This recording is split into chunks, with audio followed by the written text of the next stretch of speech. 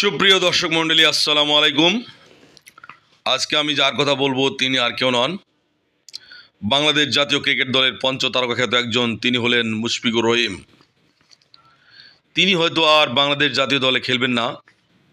100 নম্বর test match দিয়েই তার ইতি টানছেন, যিনি বাংলাদেশ জাতীয় দলের অনেক কঠিন মুহূর্তে দলকে একাই টেনে নিয়ে গেছে জয়ের দ্বার প্রান্তে, যার অবদান কোনোভাবেই অস্বীকার করা যায় না।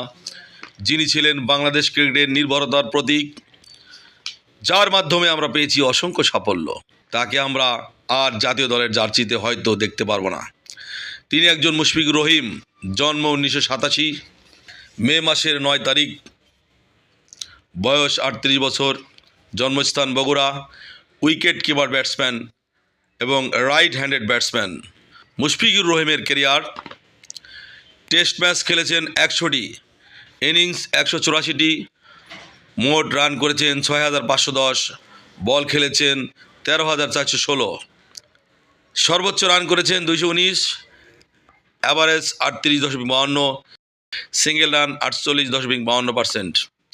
নট আউট হয়েছেন 15 বার, 4 মেরেছেন 740টি, 6 মেরেছেন 37টি, 50 করেছেন 28টি, সেঞ্চুরি করেছেন 13টি এবং ডাবল সেঞ্চুরি করেছেন 3টি। ওয়ানডে ম্যাচ খেলেছেন 274টি, ইনিংস খেলেছেন 256, রান করেছেন 7795, বল খেলেছেন 9780, হাইস্ট রান করেছেন 144, অ্যাভারেজ করেছেন 36.26 রান এবং সিঙ্গেল অ্যাভারেজ 79.81%। নট আউট হয়েছেন 41 বার, 4 মেরেছেন 617টি, 6 মেরেছেন 100টি, 50 করেছেন 49টি এবং সেঞ্চুরি করেছেন 9টি।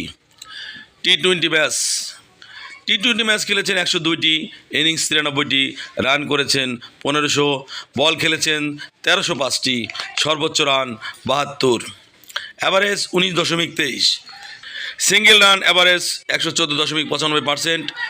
নট আউট 15 বার, 4 মেরেছেন 126টি, 6 মেরেছেন 37টি, 50 করেছেন 5টি, কোনো 100 নেই।